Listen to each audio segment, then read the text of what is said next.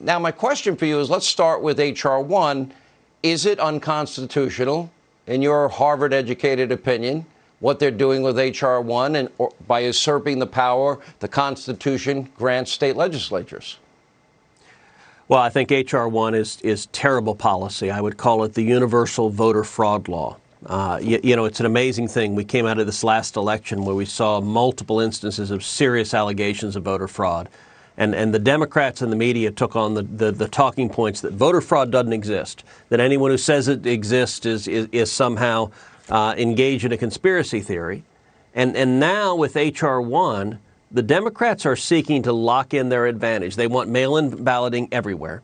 They want no photo ID, so you can go in. If you want to go in and tell the registrar that your name is Eric Holder, and by the way, James O'Keefe from Project Veritas did that in D.C., went in and asked for Eric Holder's ballot, and they gave it to him. You can do that. And the Democrats have made an incredibly cynical decision, which is that they believe they benefit from voter fraud, and they're trying to take this moment of time, and I think this moment of time is limited. But right now, they have the White House and both houses of Congress, and they're trying to take this moment of time and lock their control in permanently by changing the rules so that they can manipulate and steal election results. H.R. 1 is a terrible bill, is a bill that doesn't protect election integrity. It undermines it, and it shows there's a reason it's H.R. 1.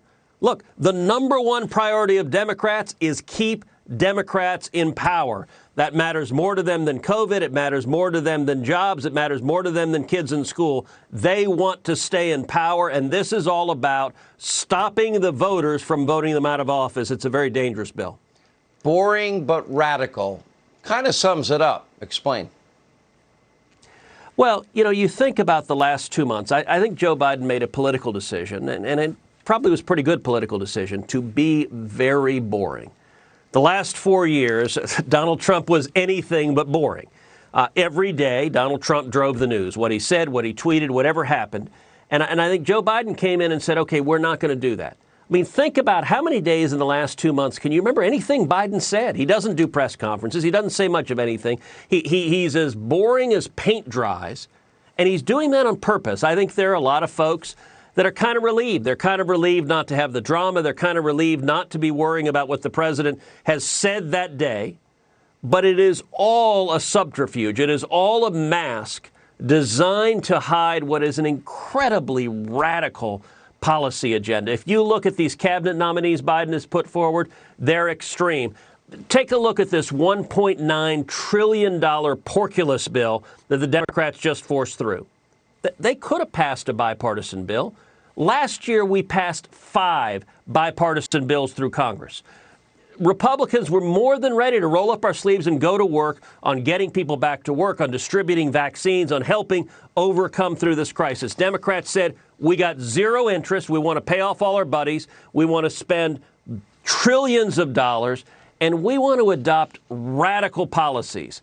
Let me point to 3 amendments that we voted on late at night, and Republicans fought all night. We fought 24 hours against this. One amendment is an amendment I joined with Bill Cassidy in that said the $1,400 stimulus checks, they shouldn't go to criminals, to violent criminals in prison.